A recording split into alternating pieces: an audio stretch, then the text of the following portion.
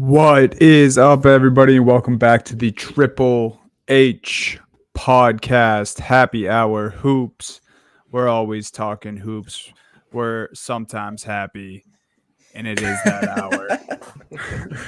The hour of the podcast. Are you feeling that way, gentlemen. Dunny? Because you and I, you're right on the East Coast there in Boston. I'm here right on the edge of the Central Time Zone in Cold Chicago. as shit And it's today, dude. It's cold as shit. It's raining and it's dark at 4:45 right now. So I feel like that's what we're dealing with right now more than anything. Yep. Yeah. That's why we're sometimes happy, but we are always talking hoops. Like I mentioned, Steve, Jake, myself here doing it again. We got a lot to talk about today. We'll be talking about some more surprise teams, a state of a couple different teams that could go either way. We're gonna break down Chet versus Wemby. You know, who's looking better right now, who's gonna look the best going forward, all that good stuff. And then we have another draft at the end of this week's episode. We'll be all drafting our starting five out of all players in the NBA right now, trying to make the best starting five we possibly can. And it's kind of up to us whether we want to build for the future, win now lineups. We're just kind of building our own starting five. Choose your own adventure, if you will. Oh, I like that. And we're choose your own adventure. Starting five adventure. We love that, right? Hell yeah. Starting with the news and notes, though. Just get the bad out of the way quick, man. A lot of injuries to start the season. Happens every year. It sucks. I feel like this was the same way with football. You were excited it was back. So many injuries to start the year. None, too crazy so far. Obviously, the Robert Williams expected to miss the season with some sort of knee surgery, which he's already had many of those. It sucks.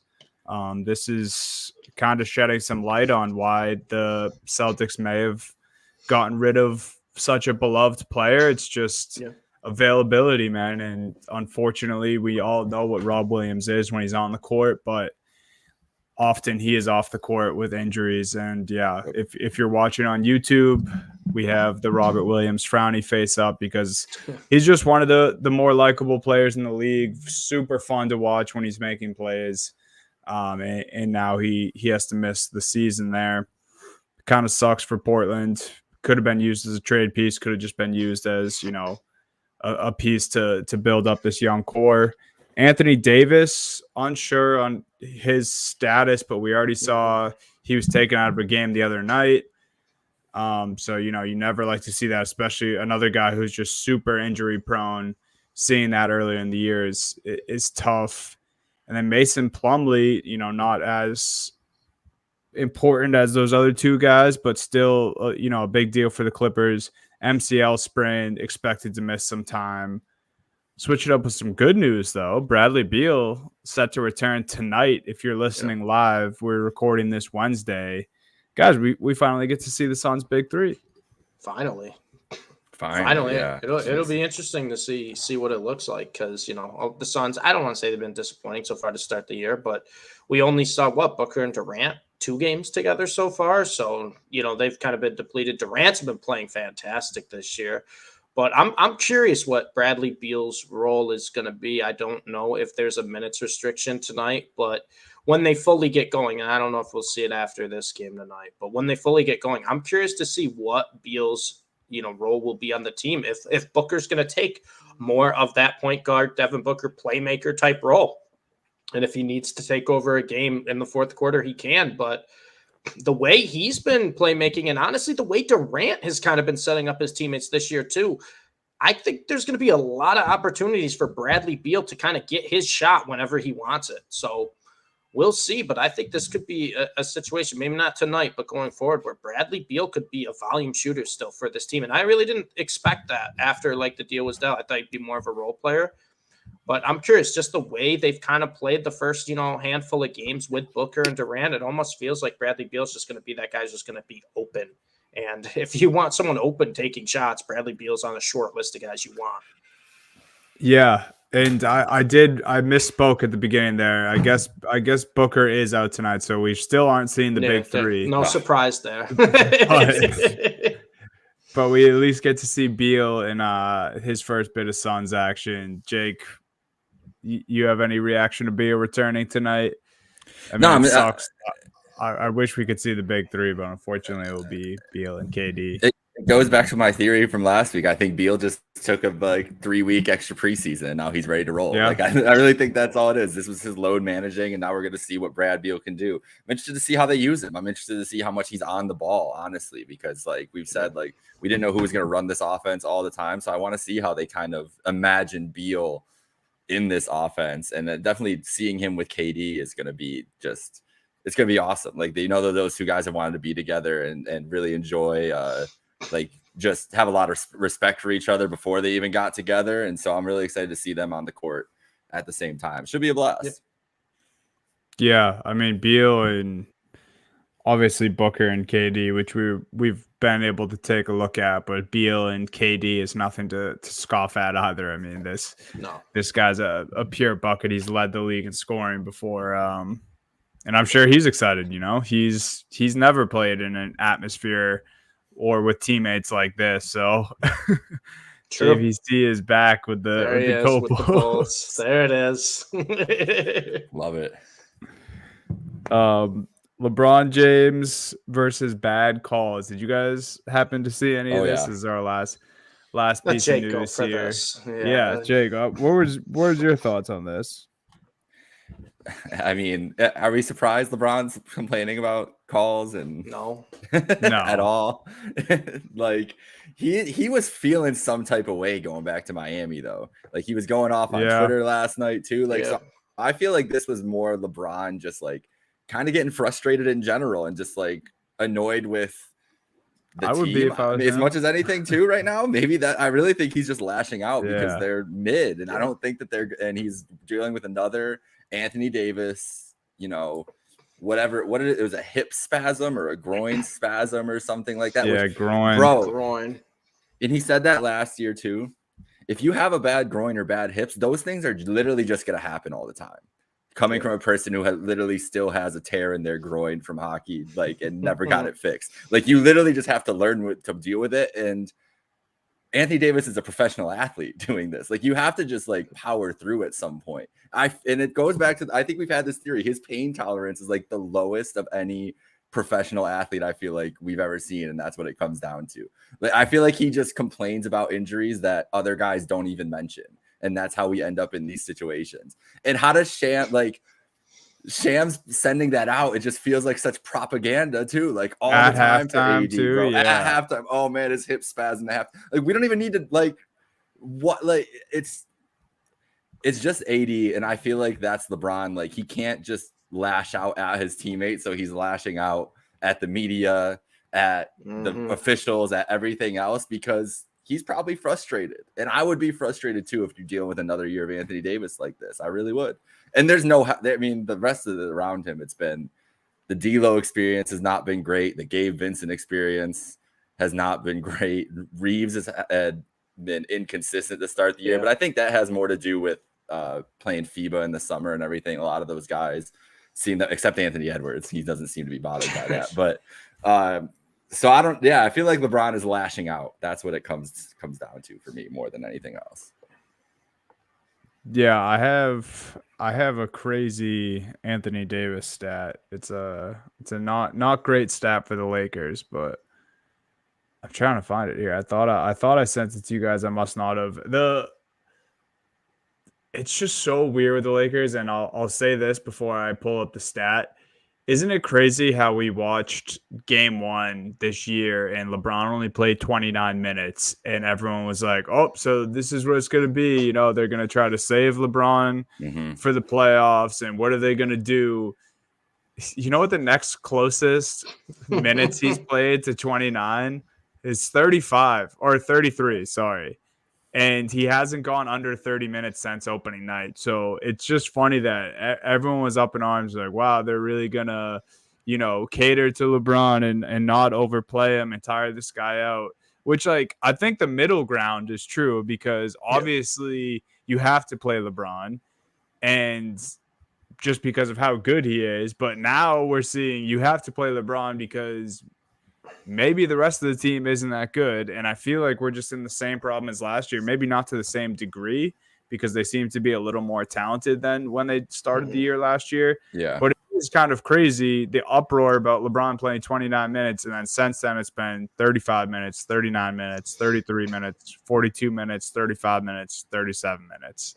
That could be like a LeBron call too, right? LeBron's just like, no, it does not matter my age. It does not matter what year I'm in the NBA. I'm just going to play. If I'm able to play, I'm going to play.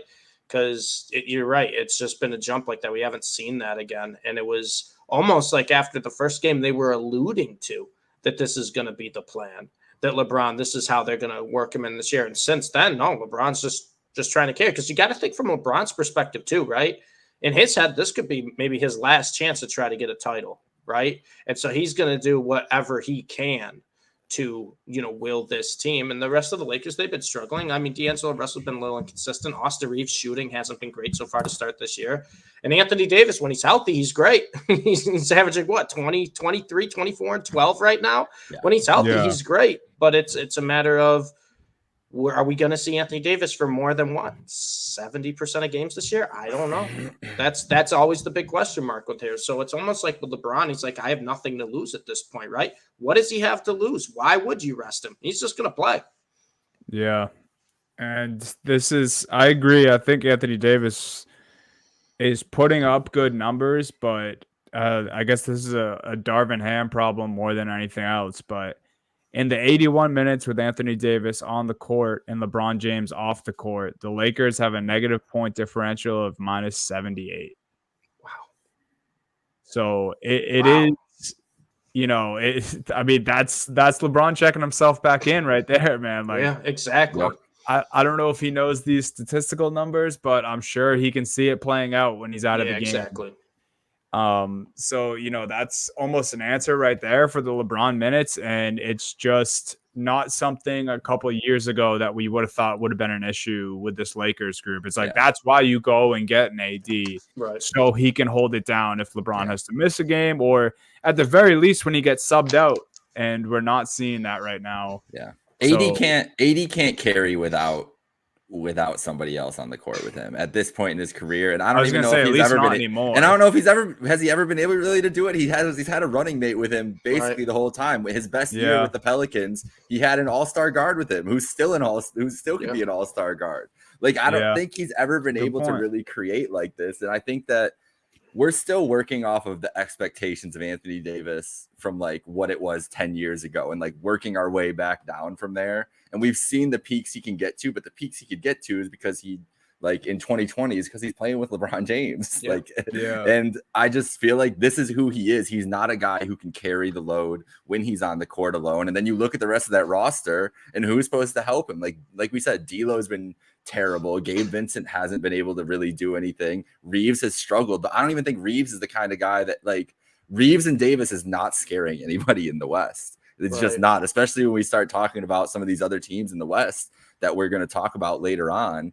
It's just tough to it's tough to see when you see LeBron year 21, 38 years old, still being able to play like this. And he has a guy that's supposed to be a running mate, supposed to be a superstar, supposed to be a guy that can be one of the, help make one of the best duos in the league. I don't even think they'd be top 5 at this point. That's not because of LeBron James. That's the crazy part, is it should be because LeBron is deteriorating and LeBron and he's not at all. Yeah, man, it's sad scene for the Lakers. It's not sad for you. No, for the Lakers, not for you. You're probably loving this over there.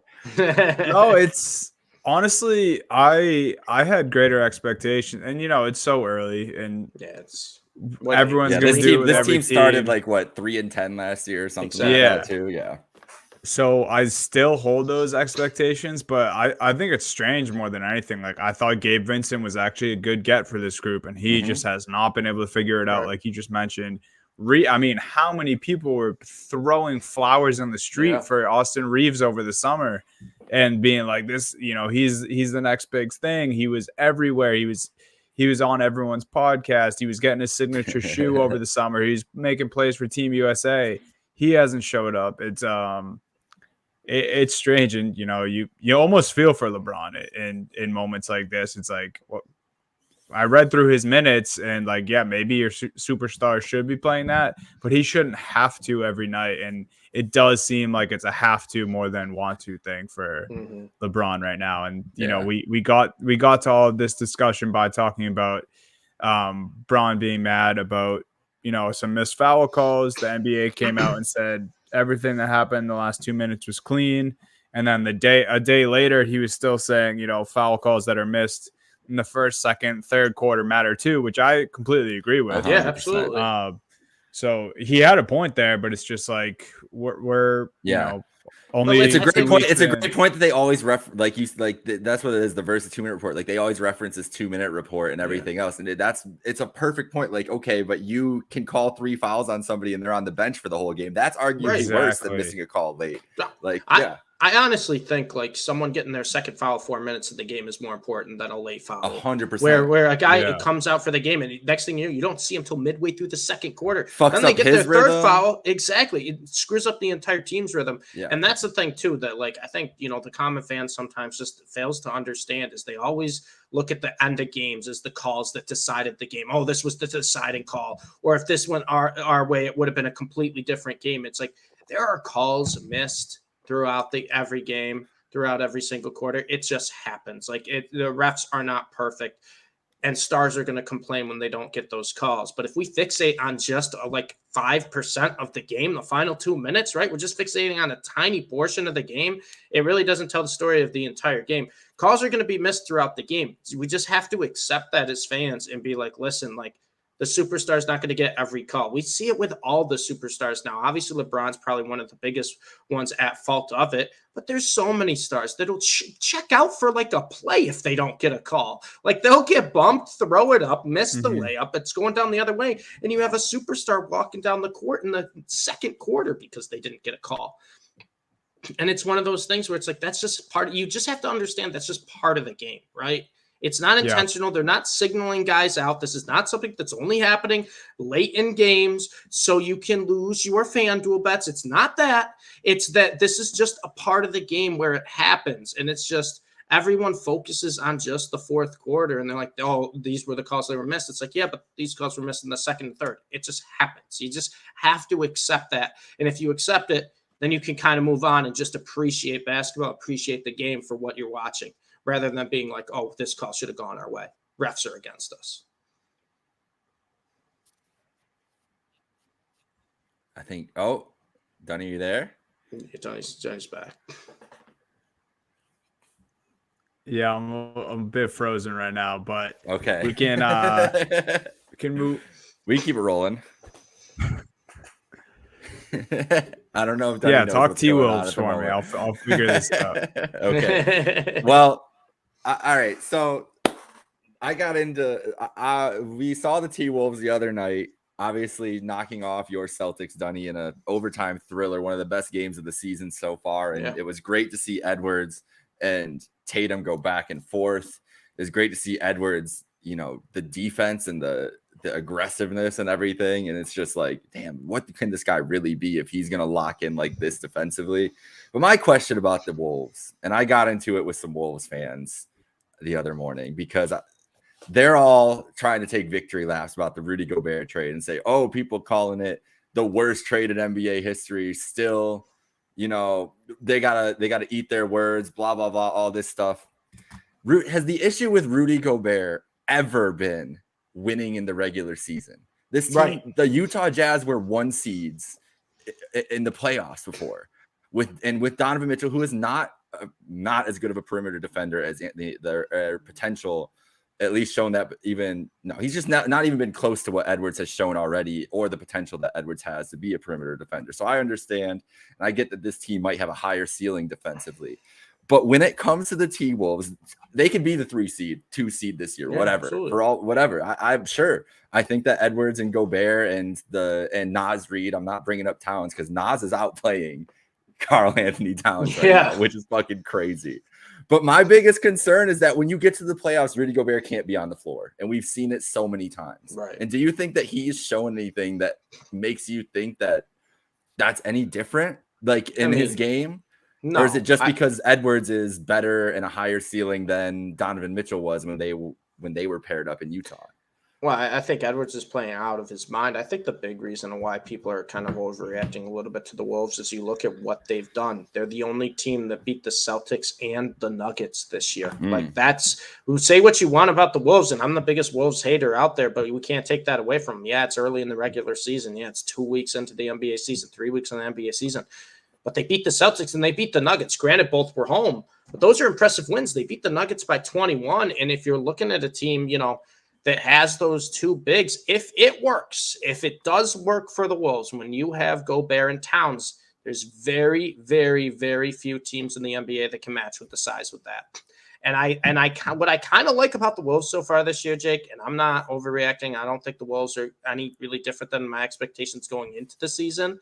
Probably a playoff team. I really don't think they make a deep run. But what I really like about the Wolves this year is that Towns has basically taken that number 2 man role. It's no longer some games he's going to be the guy and then other games he disappears. Towns is just going to kind of be a solid player. I think he's averaging 17 points, 10 rebounds a game right now this year. And, he has his moments where he'll hit his shots from the outside. He's a big man who could shoot threes. He can have his moments where he dominates the paint from time to time. Rudy Gobert, offense kind of really doesn't exist too much. I think he's averaging right around 10 points a game, but Rudy Gobert is there for his defense, there for his rebounding. They're kind of figuring out their roles. Ant-Man has made the leap again, where he just looks like he is that superstar who could carry teams and put a team on his back. And that's was my biggest concern with the T-Wolves, was kind of the roles the players had coming to the game, and almost questioning the talent of this team. But you look at guys like Naz Reid, who's been a great player off the bench for them. Mike Conley, who really has just became a secondary player. I don't think he's played over 30 minutes more than once in a game so far this year. He's just kind of, been facilitating the ball a little bit, but the ball's not going through his hands late game. It's going through Ant-Man's. He's the one running the offense. Ant-Man's rebounds has taken a jump. Ant-Man's assists have taken a jump. Outside of just the scoring, we know he can score. We know he can drive. We know he can shoot. It's becoming a complete basketball player, and that's what we're seeing in Ant-Man. And when you have that, and you have 2 7-footers essentially in Karl-Anthony Towns and Rudy Gobert that kind of know their roles and play their roles, you are going to be a mismatch for a lot of teams. And I don't know if this is going to be, playoff success, because the biggest, I think, fault to Rudy Gobert in the playoffs and to the Utah Jazz is once a team plays you a couple times in a row, they kind of learn what you want to do. They kind of learn your strengths or weaknesses. And then they're like, all right, we're going to expose it. And what have we seen in the playoffs? They're like, all right, we're going to put, more athletic big down there and make Rudy Gobert go out to the arc to guard him, to kind of take Rudy Gobert out of the paint, spread the defense a little bit. And then Rudy Gobert becomes a liability because on the offensive end, he's really not too much of a threat. But if we look at the T-Wolves team this year, Rudy Gobert doesn't really have to be a threat at all on the offensive side of the ball. He just has to be that defender. And maybe we will see teams once again kind of go smaller and force Rudy Gobert to guard outside the arc. And then the T-Wolves kind of come up short like we expect them to do. My expectations are changing. However, like I said, the reason they beat the Celtics, the reason they beat the Nuggets was not just because Anthony Edwards was playing out of his mind, playing great, but the players on their team kind of know their roles. And I think that's really important for a team like the Minnesota Timberwolves. You have 2 7-footers. Have them play like 2 7-footers. Anthony Edwards is your best player. Mike Conley's not the guy you're running the offense through in the fourth quarter. Karl-Anthony Towns isn't that guy. It's Anthony Edwards. And the T-Wolves, for the first time, I think, since Anthony Edwards came into the league, are kind of understanding that. So I'm not going to say the T-Wolves are a legit, real threat right now. But I thought this was a team that was a borderline playoff team, and they've been impressive. They have impressed me so far in a small game, a sample size, right? 6 games, but you beat the Celtics, you beat the Nuggets. You didn't beat the Nuggets. You beat up the Nuggets, and the Nuggets are beating up everyone else. Yeah. So that's very impressive in itself. But the biggest impressive thing for me, why I think the Timberwolves should be taken a little more seriously, at least from my perspective, is that this team kind of has an identity now. Last year, they did not have an identity. This year, it feels like they do. I think that identity is Anthony Edwards. They finally, like last year it was like, let's test the waters. Is this guy actually, can he do it? And now that we all know, like he can do this. So I'm with you. I think that that's the best thing about them is that they are, we know exactly who they are. And if they're going to be a defensive juggernaut, then that's going to go a long way. it is going to go a long way for them when you have a guy like that who can create and fill up the stat sheet like he can too. My Wi-Fi is better now, guys. Sorry about that. Welcome back, Tony. I swear I wasn't avoiding talking about the Celtics only loss. I swear that's not what happened there. Just convenient. Yeah, it was a happy accident. No, real quick though, because I'm sure you guys covered most of it, so I don't want to repeat much. Are the Wolves for real? I think Anthony Edwards is, and I'm sure you guys touched on that. And I'm sure everyone who watches basketball thinks that. One of the cooler plays, not for me, but just basketball plays in general, is at the end of the game. The Celtics made some bad, timely decisions down the stretch in overtime, but Tatum, who was basically getting his way most of the night, tried to ISO against Ant late. Apparently, he was talking some shit. That's what Anthony Edwards said after the game. And Edwards, with 5 fouls, took him on 1-on-1 and stole the ball from Tatum. And it's just like, wow, this is the type of player Anthony Edwards is now. And you guys mentioned it. I can't call this team for real. I'm with Steve. What I heard on the back half is just like, when you get to the playoffs, I still don't think Rudy Gobert is a guy. Right. Like, you can go 5 wide. The Celtics were doing it all first half. Porzingis was giving Gobert fits. It allowed Jaylen Brown to dunk on Gobert's head, which was probably the top dunk of the season so far. And the last thing I'll say is a reason they're better than last year, and I think a little more for real, is guys like Jaden McDaniels and Naz Reid, who I actually think in this order are their second and third best players. I think they're more important to the Timberwolves team than Gobert and Cat are. And I truly believe that. I'll argue with anyone just watching. That was the first Timberwolves game I saw all season. Jaden McDaniels defends on the perimeter better than most who play his position. And Naz Reid, I just think, gives you more than – I don't know what's wrong with Karl Anthony Towns, but Naz Reid is a more consistent shooter when you watch this team. He reads the offense better. He plays off Anthony Edwards better, and he just doesn't play soft like we know Cat does. I mean, Cat has 5-6 year sample size now of him just kind of backing down to the competition if things get stiff. I think Naz Reid's the opposite and plays with a bit of an edge, and same with Jaden McDaniels, and that's why I think these guys complement Ant. But as far as for real, I consider for real like conference finals or finals bound. I don't think they can do it this year with this group, but Anthony Edwards definitely already put the league on notice. So absolutely, the T-Wolves are fun again. He plays with that confidence you can't teach, right? Yeah. Like he just has that type of confidence, the type of swagger to him that you just can't teach. Some players have it, some players don't. And Anthony Edwards absolutely has it. And you're right, Dunny. It's we all knew about Anthony Edwards' offensive ability, but you're right. Some of his best plays have been on the defensive end this year too. And that's huge. Yeah. That's huge for this T-Wolves team. Yeah, things are looking up in Minnesota, so that's awesome. I mean, this is an offseason where we're talking about Ant maybe wanting to get out of there, forcing himself out. Was he even going to sign the extension? He did, and it looks good right now. So Minnesota's in good hands. Team that's not in such great hands, and really, where do you go with this group? The state of the New York Knicks is what we're talking about next. I love the caption here, Jake. New York state of mind. What do we do with the Knicks? I gave an insult stat about the Warriors or the Lakers earlier. Excuse me. Did you guys see? I'm sure it's changed now, but Randall in his first five games shot the lowest field goal percentage of any player in NBA history to start. Does he need to get his eyes checked? Like, does he need to just go to an eye doctor or something? I know. Like, that's terrible. Like, I'm not I am not a Randall fan, but that seems absurd. Yeah. And the thing is, like, the thing that's got to be most frustrating is RJ Barrett is having a career year. He's averaging 22 points a game. He's playing well, getting rebounds, getting assists. Awesome. And you have Brunson playing his normal excellent ball. You have Barrett playing above expectation. And then Randall is literally just tanking them. He is just an anchor on this team. And he's going out there still taking just as many shots, still stopping possessions and putting up bricks like the whole time. He had a good game the other night, but it was like you have to have a good game at some point. And it really wasn't like, and it really felt like it was forced. Like, this is the game we need to get Julius back on track. It wasn't like natural. It wasn't in the flow of things. Right. I think they have a serious problem with him. I really do. And it's a guy that has been undersized at his position his whole career and dominated on a lot of athleticism, right?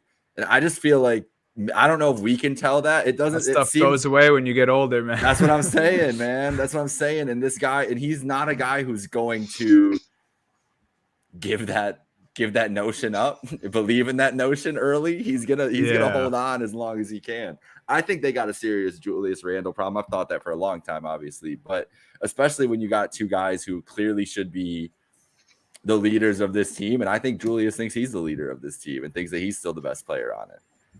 And it's so sad because how many times last year did we say if Randall could just play to his expectation, or if he could take that leap? And it kind of seems like he's finally doing it, and Randall could not be playing worse. Yeah, it's just such a tough situation. And we ended the season last year like almost feeling a little bad for Randall when Knicks fans were ripping his poster off the side of MSG and stomping on it and spraying graffiti on his posters.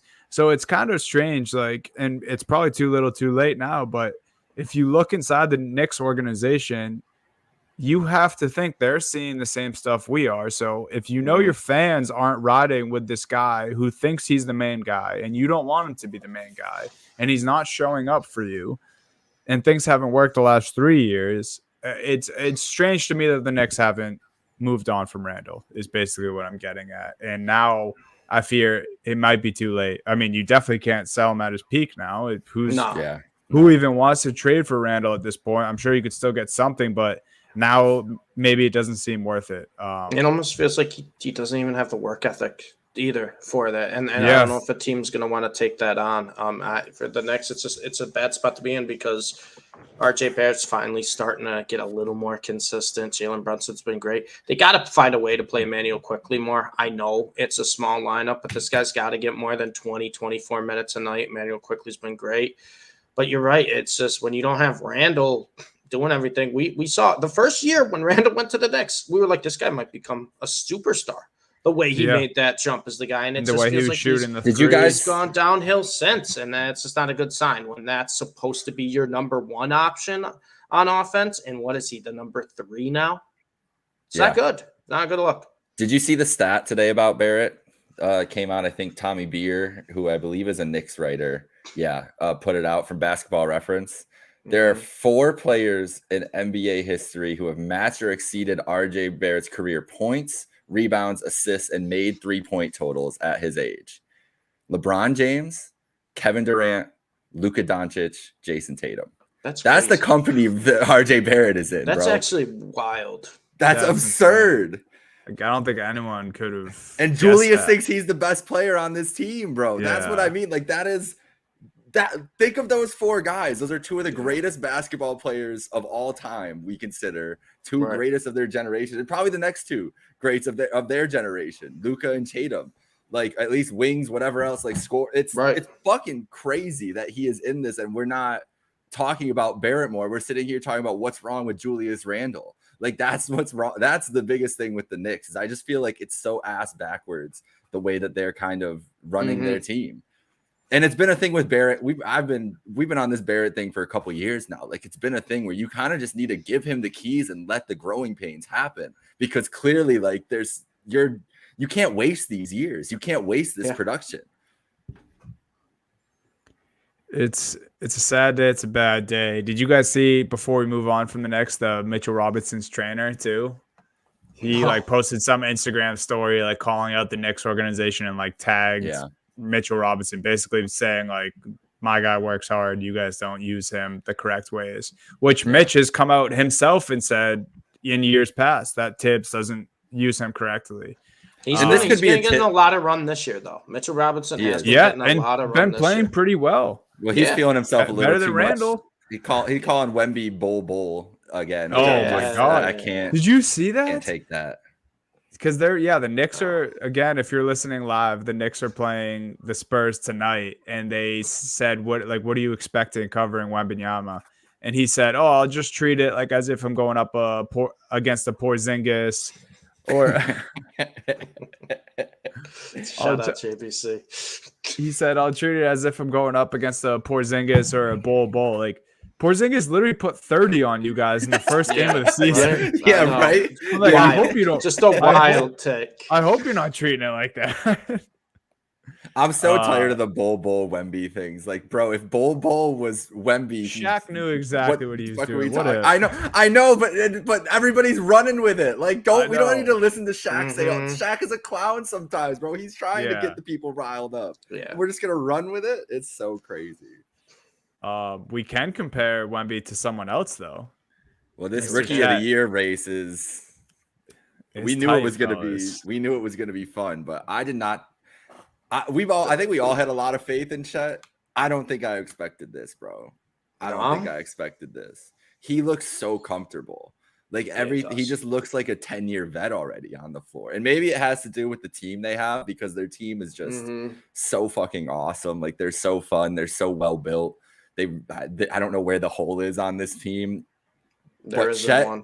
There isn't a hole on this team. No, there isn't. But Chet completes everything, man. Yeah. And Wemby has been awesome. He's had all the flashes we would want. Obviously, the 38-point game was incredible to watch. He's had the highlights and everything else. But Chet's stats, like, almost across the board, he's more efficient. He's been putting up, better defensive stats and everything else. It's crazy to see what Chet has been able to do. So I don't know, where do you guys land on this right now? Rookie, what are we, 7 games in? We're going to be tracking this all year, I guess, at this point, because it's going to be one of the best Rookie of the Year races ever, in my memory, at least. Yeah, I mean, if they both stay healthy, this is going to be a 2-horse race for the ages. Did you guys see this? I don't see. Barkley asked Wemby about churros after his first NBA game. Listen, those churros in San Antonio, though, they might be different. Hey, they might be pretty good. They might be pretty good. It's actually not that random. This, I think it goes all the way back to Chuck, like way back in the day, his first couple of years on Inside the NBA. He hyping up the churros. This is my quote, or this is his quote, not mine. He talks about, to put it lightly, he said the big ass women in San Antonio are always eating those churros. And then it was a running joke for like years on the show. Shaq would always ask Chuck about the women in San Antonio. They would always talk about churros, and then jokes were made about Chuck also enjoys churros. It's kind of a long inside joke with those guys. But yeah, and then Wemby said he didn't know what a churro was, and it got real awkward on the air. He doesn't need to know what a churro is, the way he's been playing. I mean, yeah, and that's the thing. He probably doesn't. He probably could use a couple. He probably could eat a couple. But it's one of those where it's like I'm already impressed by Wemby and Chet, and we had high expectations coming in for both of these guys, right? We were both, very pro Wemby, very pro Chet coming into this year.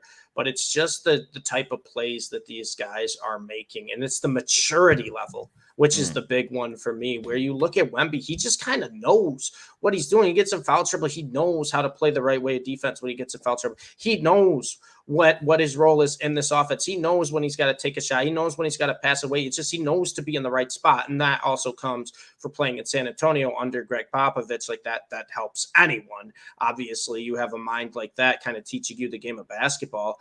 But I'm just super impressed by it. Like Wemby not, kind of forcing anything. It just feels like he's just kind of in a rhythm when he's playing. Like he can make 3-pointers. He's got a great shot, but he's not forcing anything. He's not just saying, "Oh, I've made a couple, I'm just going to start heat checking everything." He's 7'5". They aren't just passing it down to Wemby at all points of time. Just say back down to your defender. He's had a couple plays where it's like only Wemby can make, where I know we're talking about it all the time, but when he tipped the ball in volleyball, tipped it into the basket, then he reached around under the hoop and put it in. These are plays that like we just haven't seen before because of a guy with his skill set, his size. And then we talk about Chet on the other end of it. Chet, like you said, he looks like a 10-year vet.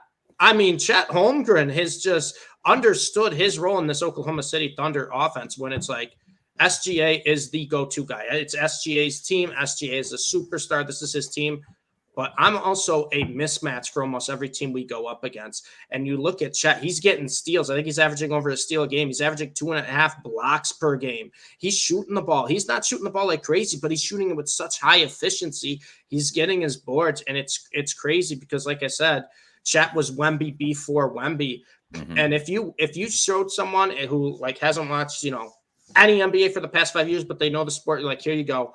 Watch this player, Chet Holmgren, tell me what age he is, what year he is in the league. They would be like, he's at least a 5-6 year vet. Especially with the beard now, like. Too. Yeah, that's what I'm saying. It looks different from last year to this year. And maybe that helped him a little bit.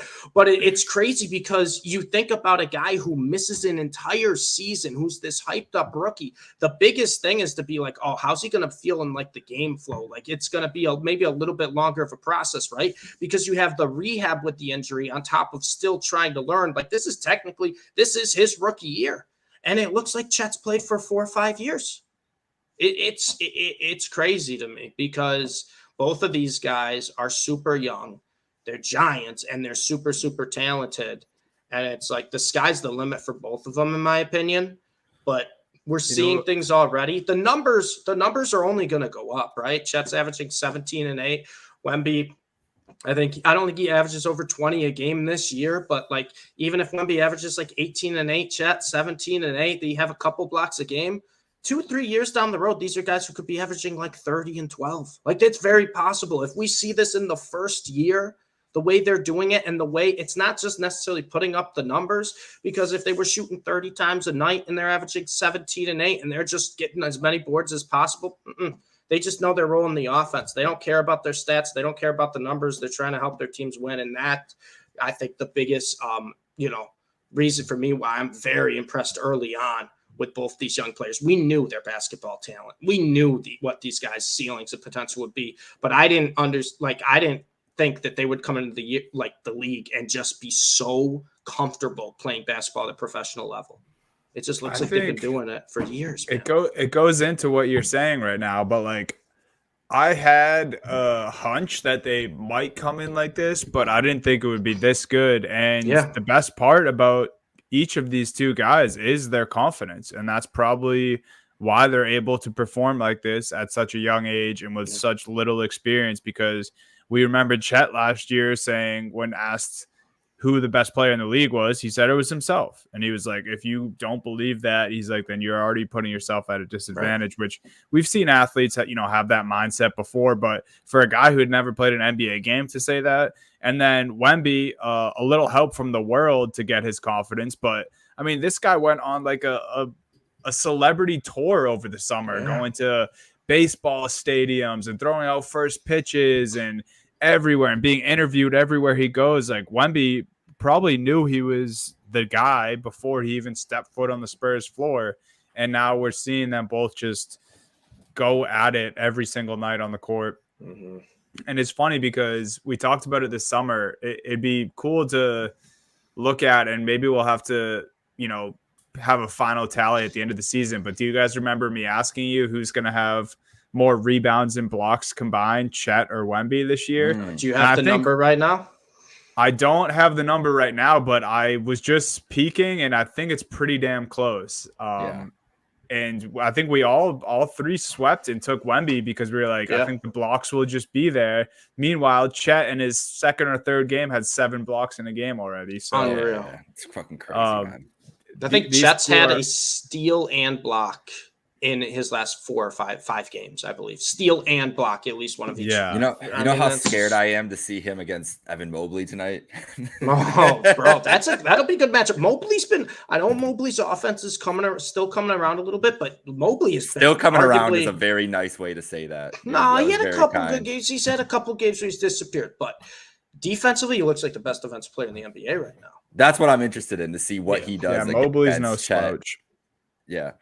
Offensively, he's a slouch. Defensively, guys, circle those calendars. November 14th, Tuesday night. Oh, yeah. Baby. Chet first Wemby round 1. Next week. What do you mean? Chet first Wemby round 1. We're less than a week away. Chet first Wemby in OKC, too. And that is going to be part of the in-season tournament, a group play. Have you seen Vooch this year, though? He's got a point. Oh boy, Vooch is carrying.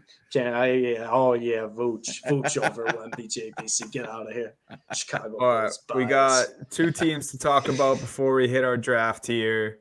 Warriors. We all know them. Some of us love them. Some of us hate them. Rumor has it Steph is still getting better. Do you guys somehow, believe some that? way? I want to formally apologize. I had the Warriors under. Yeah, I had the Warriors. I said this is going to probably be the end of the Warriors. That the Chris Paul is just not going to work. That I just don't think they have the roster built. I want to formally apologize as a Steph fan, as a Steph stan, as someone who has loved Steph Curry since he was dropping 40 a night at Davidson. Yeah, he's still good. He could carry any Pretty team good, at this point. Clay hasn't been that special. Draymond missed the first handful of games. Wiggins hasn't been that special. I mean, and the Warriors are 6-2, and they're still the Warriors when you go up against them. I mean, Steph Curry's stats are absolutely disgusting. He's averaging 31 points, I believe 5 rebounds, 4 assists. His shooting splits are absurd, and it's just like I never doubted Steph Curry's talent. But I was like, I just don't think this team's, that great around him. And they really haven't been. And they're 6-2. They really haven't been that great around him. The other players haven't really been playing that well, but they're 6-2 because Steph Curry's just Steph Curry. And he just changes the game when he plays. What's been awesome to see, though, from just like a basketball viewing standpoint is we didn't know what Chris Paul would look like. We didn't know how it would fit and everything else. And the Chris Paul minutes have just been, it's amazing that because the point guard is still doing point guard stuff, and just to have him out there with Curry off the floor and just they're always getting good looks. Like everything's efficient still. Like Paul is running that offense masterfully. It's different. Don't know what it's going to mean when it comes playoff time when you have Paul in these moments. But right now, like regular season wise, for them to be able to stay afloat the way they can because Chris Paul is playing at such a high level in his minutes that he's playing. That's the biggest surprise to me. I still have a lot of doubts on what the size and this team's going to have to address that. If they get some size going into the playoffs at the deadline or something, I'll be more bullish on them going into the playoffs because that was their issue last year. It wasn't, there was and I got into a conversation about this. Obviously them being more efficient and being a better offensive team this year, which they have been worlds better than they were at times last year, especially going into the playoffs, will help their defense just because they're going to have better possessions and everything else. But the biggest issue is they got bullied. But if they address that in any way, shape, or form, it's fucking terrifying, man. Like it's terrifying that they're doing this again. Yeah, I just can't even believe it. We all just had it wrong. I mean, it's still so early. What did we say at the beginning of the episode? We're gonna all of these are gonna sound like an over or under reaction 2 weeks from now, but for right now, and you're Jake, you nailed it. Like Chris Paul just working for the Warriors, like because of course. And then Steph's averaging 30 points per game and shooting 50, 40, 90. Like just hasn't skipped a beat. Unreal, man. Even with Clay, this is also something we said was going to happen, and it kind of is. Like Clay hasn't been that impressive, even though he said it was going to be his best season yet, and it really hasn't mattered. So good for the Warriors. We'll check in next week and see if they stay this red hot, but goddamn, they still look pretty good. Philly, the 76ers, last team we'll talk about before we do our little draft to end here. Philly is playing my Boston Celtics tonight. They've only lost once. Harden gone. Maxey is for real. He's unleashed. He's been unleashed. And Pat Bev has been I saw this today. He has the highest for a single player. He has the highest defensive rating out of any player in the NBA right now. So wow. Holy shit. I asked it last week, and I don't think any of us agreed, but maybe we were all wrong. Is Philly better without Harden? Bro, I mean, it's funny because we're looking at Tyrese Maxey now as the second option after Embiid. Maxey's been incredible, 25.5 points per game, 7 assists, 5 rebounds. I mean, he wouldn't have been doing this if Harden was there, right? And so I'm not taking Harden's skill or taking how good he is at basketball. I'm just saying if Harden was still there, we wouldn't see this from Maxey. This was good to kind of get Maxey to show that he can be a superstar. Tobias Harris, I mean, I feel like he's a name no one ever talks about. No one says anything. And he just kind of does what he needs to do for this team. He's averaging almost 20 points a game this year. He's shooting at a pretty efficient rate. And it's just like he's playing good defense as well. And it's just like these guys like are kind of stepping up because of the loss of Harden. And I think sometimes that really helps build team chemistry. And maybe when, Harden left or when during the off season where it's just, they didn't feel like he was checked in, it might've been to these guys like, hey, we got to play together. We got to come together as a team. The guy they traded for, who I don't want to say was like replacing Harden, but kind of takes Harden's minutes from him, Kelly Oubre.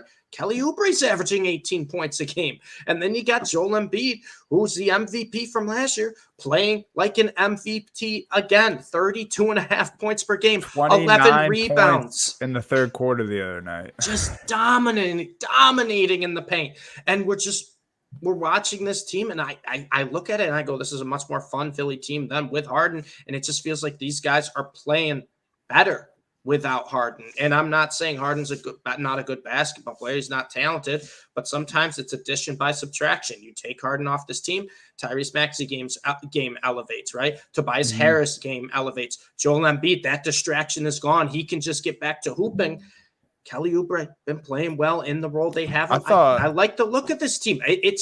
The Philadelphia 76ers look a lot better than what I thought they looked like with Harden at any point last year. They really do. Yeah, I think Nick Nurse too. That's a big help. Definitely.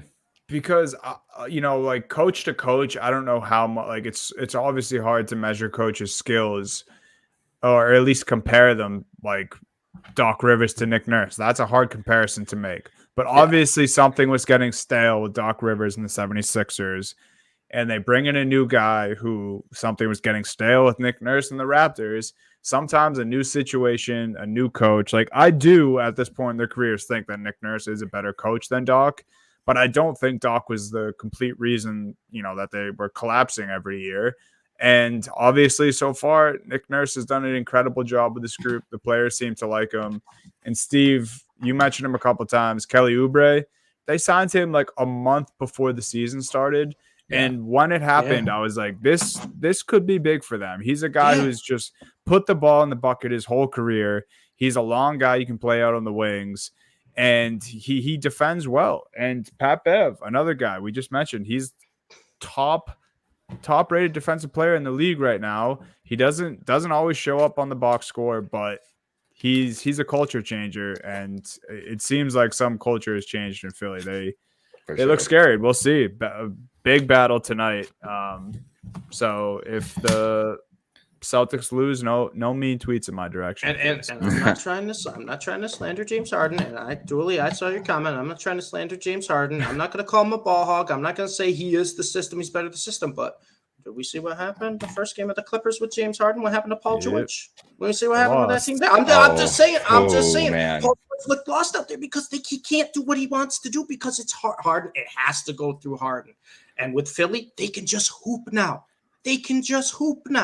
That box score made me so sad when I checked and saw Paul George, man. I wanted to cry. I'm like, if you ruin Paul George's season this year, he should ask for a trade. He should honestly, Paul George should ask for a trade. There's nothing that's going to benefit him because he's not going to take the ball from Harden. He's not going to take the ball from Kawhi. He's probably not even going to try to take the ball from Russ in these situations. And he might be the most talented right now of the four. I think he's the best of the four. At this point in their careers, he might be the best at this point in their caars. And he's going to be treated like the fourth option. Absolutely. Yep. So, yeah. I saw a Kawhi's quote yesterday was not great. It did not good vibes when he was talking about Harden and about like, oh, everybody will have a chance with the ball. Like this is a team. Like it's just not good. You don't like Harden should be melding into their system, not becoming the system, as he said. Yeah, and last thing here, I know this went Philly turned Clippers, but it's all relative. Good stat for the Clippers that I saw this morning, but it just ends up being bad. He's great at defense too. Yeah. Yep. Yeah, PG is excellent at defense. Probably, Kawhi, when he's at his healthiest, is the best defender. Julie just doesn't like he's not a James Harden fan here. No, we don't have a lot of James Harden fans out there.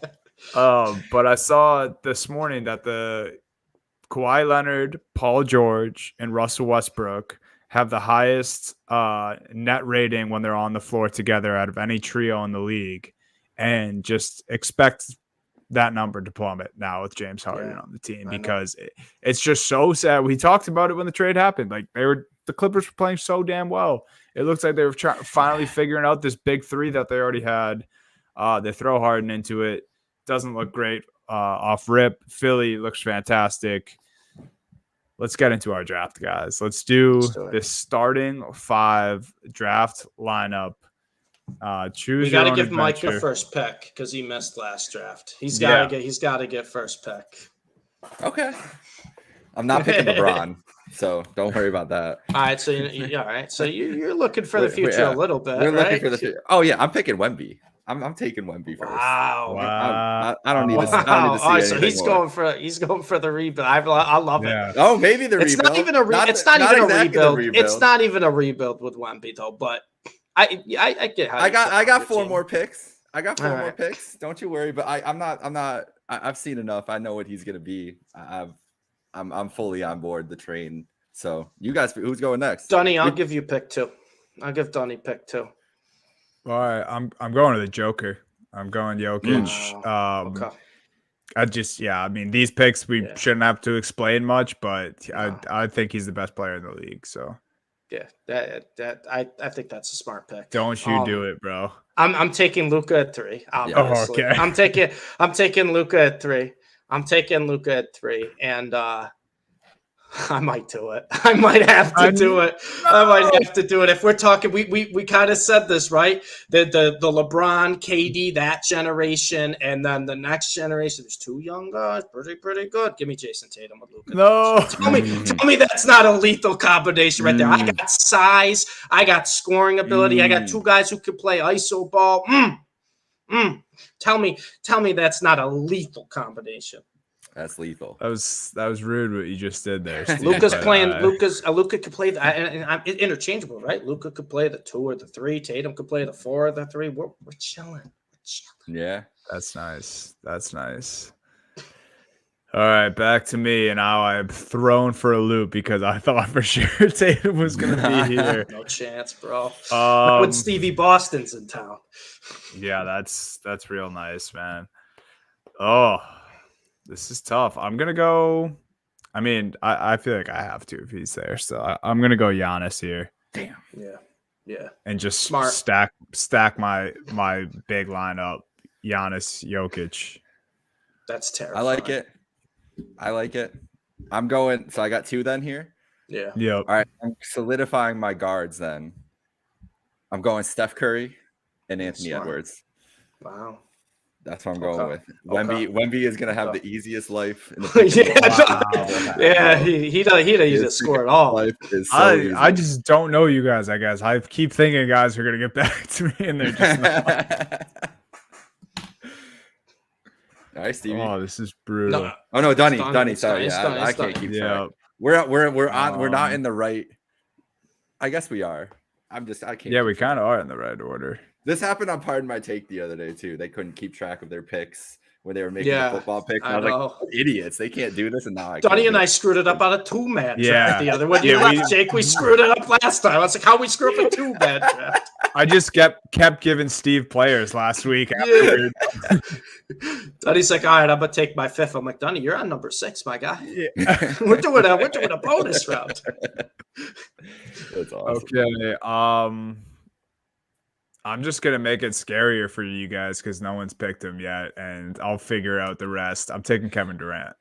Okay, that's fine. I'm fine so with that. Giannis, KD, and Jokic. That's terrifying. Yeah, that's terrifying. I'm actually shocked he got back to me at this point, but you know what? There's a lot of good bigs. Give me Joel Embiid. Yeah. Give me Joel Embiid, Luka, Tatum, and Embiid. I know you did. Well, that's why as soon as it got to you, Donnie, I was like, there's no way he takes Embiid with the way he started. I'll have Embiid fall into my lap. And now we got Luka, Tatum, and Embiid. I got 2 names I'm thinking of right here, but I'm going to do it. I know I want Luka to play a true point guard, but you know what? It doesn't matter because this guy can take the ball up the court too. Give me Shea Gilgeous-Alexander. This guy's young. Dude, this guy's an what are you guys doing absolute demon. This is a guy who could take over a game. You talk about one guy who you'll see he's got 14 points going into a fourth quarter, and then you check the end of the game, he's got 35. And you're like, what happened? He just takes games over. Give me Shea Gilgeous-Alexander. Come on. SGA, Luka, Tatum, and Embiid. I don't even need a fifth. I don't even need a fifth pick. All the guys I've had written down, except for Joker, you guys have taken.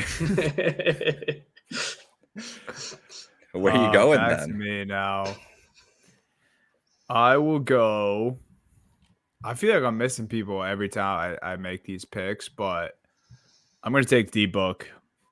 I'll pair KD pick. and Booker. So now I have Booker, KD, Giannis, and Joker. Wow. Well, now you screwed me up here because that's where I was going. Wow. Ooh, man. Well, I'm doing this to you, Dunny. I'm taking Jaylen Brown first. I have to do it. Dunny is in shambles. I don't have any He is forwards legitimately right in shambles, bro. I have to do it. And I love that he's out of 15 guys, JB's getting picked, though. I guess I got to be happy about that. He deserves it. And I this is hard because I could go with my heart, or I could go with my agenda. And I don't know what matters to me more in the moment right now. I think the agenda matters more. I'm going De'Aaron Fox. Ooh. All right. So what's your 5, Jake? What's your my 5? Or you have 4 right now. It's a small. I got 5. Okay. So Edwards is gonna bump up. He's gonna have to play some 3. That's okay in my world. He's shown enough. I got Curry, Fox, Edwards, Jalen, Wemby. Okay. Damn. So it's small, but you got it's small, but I got a 7'4" guy. Oh, you got 7'5" Wemby. Okay. Yeah, and I trust Jalen and Edwards to play bigger than their position there. All right, so it's my final pick here. Mm-hmm. Could go point guard. Probably should go point guard. Oh, this is tough, man. I know this is bad podcasting. I had a guy and I just lost him, though. I can't think of anyone. You got to take it. There's somebody need to take because I know who Steve's picking. I got like 4 names. No, you don't. You don't know who I'm taking. You don't have a clue. Oh, I guess. Yeah, I don't know. Maybe not. Now that just threw me for a loop more. I wanted to got like 4 names. Kobe White. Wait till you see. We got some great comments in here. We'll go with them after we finish the draft, and then we'll wrap. I got like 4 names, bro. I'm drawing a blank on the entire NBA right now. I don't know. Oh my god! All right, wait. So who do I already have? I got Joker, you need a point. Giannis. Yep. Yeah. Is there even good point guards in the league right now? I don't know. Bro, you have the second best point guard in the league right now. There's a couple. So you pass up on him. Because I won't take him. This is who I was going to take. And it may shock you guys. It might be bad. It might look bad. I'm taking John Morant. There we go. Okay. I almost did it too. I'm also frozen, but I took John Morant. I don't know if you guys heard me.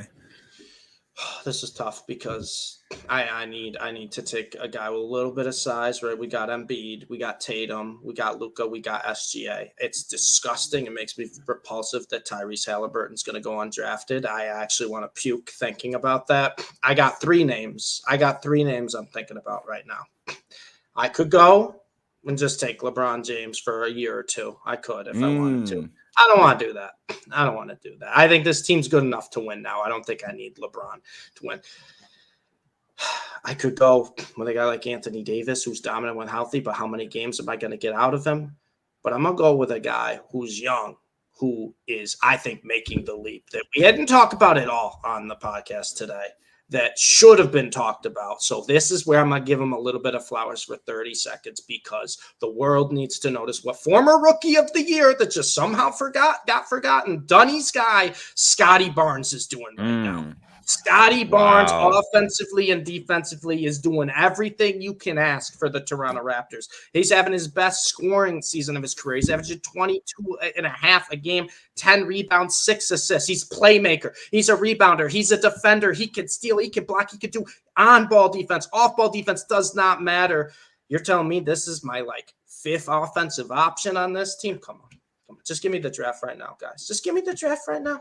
We're going to put it up to a vote. Tatum, Barnes, and Embiid. It's over. It's done.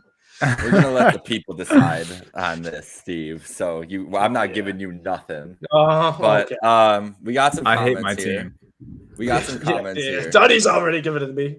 JVC said this is his starting lineup, as you can imagine. They might be tough. Torrey Trez. Yeah. JVC's got DeRozan. JVC, where's Dalen Terry? Durant, Booker. I think we're all splitting the points, Dooley. I think we all got. We all got number one. Yeah, this is a lot of shooters going on here. This is like it's supposed to be like fantasy choose your own adventure. So like in theory, these guys would be on the same team. We're not like counting stats. No, this would.